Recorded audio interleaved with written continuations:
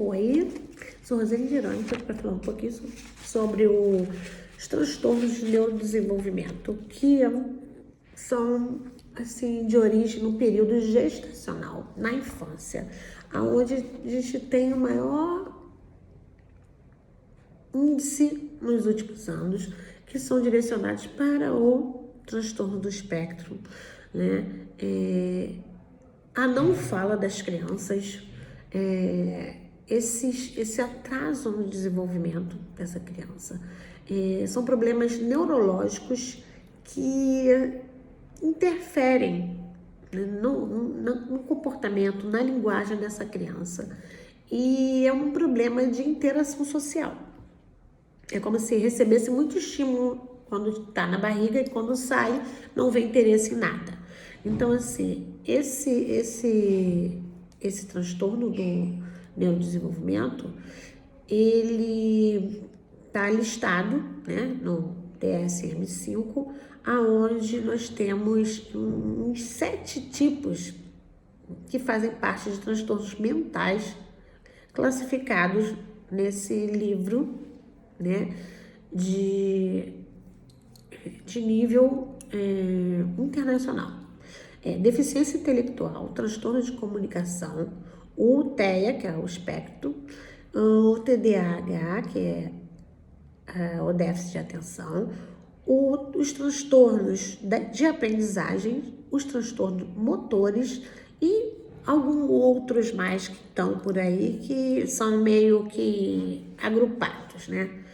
Nós temos transtornos motores, que são de acordo com o desenvolvimento da coordenação, do movimento estereotipado, o transtorno de tique e transtornos que são específicos e os não específicos, né? Como assim, o que engloba diferentes transtornos é o TGD, porque ele tem vários transtornos juntos e que apresentam dificuldades para essa criança ou pessoa manter uma interação social, sustentar uma conversa, ter uma lógica na conversa. Então, assim, esses transtornos, eles precisam de treinamento cognitivo, precisam de uma constância de informações para que sejam arquivadas, né, no cérebro, para serem operadas. Também a gente tem, de acordo com o transtorno do desenvolvimento infantil, o déficit de atenção e hiperatividade, que ultimamente a gente tem visto as crianças muito desfocando a atenção, desatentas, hiperativas, e a deficiência intelectual, que está sempre acoplada com o espectro do autismo, né? Porque o espectro do autismo, ele tem crianças que apresentam essa deficiência intelectual. Por quê? Se o autismo relacionado para o nível de, que antes falavam, né, Asperger, eles tinham uma inteligência preservada, mas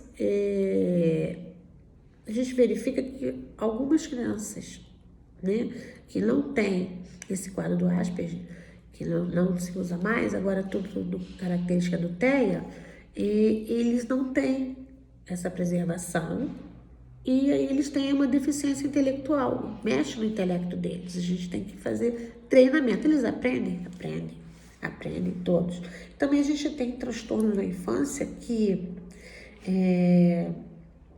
de cada 10 crianças, elas têm de 6 a 12 anos e apresentam depressão, ansiedade, fobia, transtornos de conduta.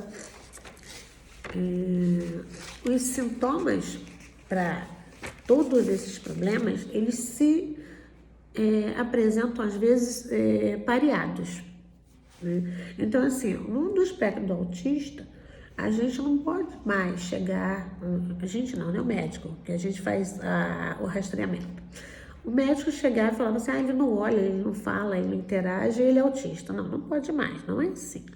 A gente tem que ver tudo isso num contexto no conjunto e na operação dessa criança nos lugares que ela também frequenta, nos ambientes, né? Ela tem ausência de interação social. Então, a gente tem que verificar realmente esses traços. E quando é do sexo feminino, é mais difícil, porque as meninas, elas se camuflam. Nós somos camufladoras de comportamento, né? Então, assim, o autista, ele não mantém o contato, ele tem uma dificuldade, ele não atende quando é chamado, ele não se interessa por outras pessoas, ele apresenta pouca verbalização, ele repete, às vezes ele tem, que a gente fala ecolalia, ele se incomoda com o som alto, tá? Isso é o básico, porque existem mais de 100 itens para você fazer o checklist e verificar, né? Mas esses são os principais. Se incomodou muito, isso é um grande traço, né? E a gente tem também a deficiência intelectual, que é o QI baixo, né? Onde a pessoa tem níveis leve, moderado, grave, profundo, que ela tem comprometimento, ela tem essa ausência, né, de intelecto, então assim fica difícil, ela faz coisas absurdas.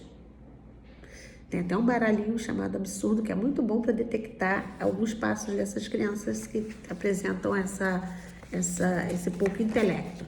E a deficiência intelectual, né, é o atraso, a dificuldade, ele demora mais para aprender, ele precisa de muito treinamento, e isso com 8 anos a gente consegue realmente detectar essa deficiência intelectual, porque aí a gente vê que a criança não aprendeu a ler, a escrever, a seguir as crianças que estão daquela idade, né, estão fora, e que elas fazem coisas absurdas também, elas não conseguem compreender o que é fazer exatamente uma coisa certa. E a deficiência intelectual, né, esse atraso cognitivo, ela até tem uma interação com as pessoas, mas você é uma pessoa mais tímida, parada do que as outras, porque elas não conseguem entender. E às vezes uma pessoa que tem a deficiência intelectual leve, ela vai até a adolescência, consegue, né, tá? Mas quando chega na adolescência, quando tem que mudar de fase, ela se atrapalha, ela não consegue compreender aquela fase. O espectro autista também. Quando chega para trocar de fase, ele não compreende aquela fase. Então, assim, não tem uma maturação suficiente para passar de fase. E a gente também tem uma síndrome, que é a síndrome de Rett, que é uma característica neurológica, né, que afeta primeiramente as meninas, né, e ela dá uma parada no desenvolvimento dessa menina. O cérebro tem uma pausa muito grande, e é um caso, né, onde todos estão aparentemente bem, mas vão sendo perdidos os movimentos de coordenação, da fala, e com os anos vai se notando isso, né? E conforme vai crescendo, essa característica vai até deixando, né, uma fraqueza muscular. A criança não tem muito, tem até escoliose. A marcha dela, né, chega a ser lenta, compromete muito a marcha. E os movimentos das mãos diminuem. Ela tem pouca. Então, assim, essa síndrome, né, ela é na fase do crescimento, né, desenvolvimento, e é necessário o exame físico neurológico sempre, né, teste genético para ver mutação, tem muitos efeitos para serem verificados. E a gente tem também os transtornos da aprendizagem, que são relacionados à parte da escrita, da leitura, da matemática, todo o problema de função executiva, né, na área acadêmica, as etapas desse desenvolvimento da criança que devem ser analisados. E a gente vê isso quando a criança está estudando, né? A gente está estudando e a criança apresenta um transtorno de conduta, um transtorno, né, onde ela tem problemas de dificuldades, e aí a gente deve analisar para ver todo esse comprometimento que essa criança tem com a hiperatividade, impulsividade, situações de humor, falta de atenção, o tipo de linguagem que ela executa, né? E esses transtornos, né, que podem ocorrer no desenvolvimento durante a infância e adolescência, eles afetam muito todo o desempenho da criança na área acadêmica, na área social também. E a gente ainda tem os transtornos mentais, que também não são fáceis para a criança. A gente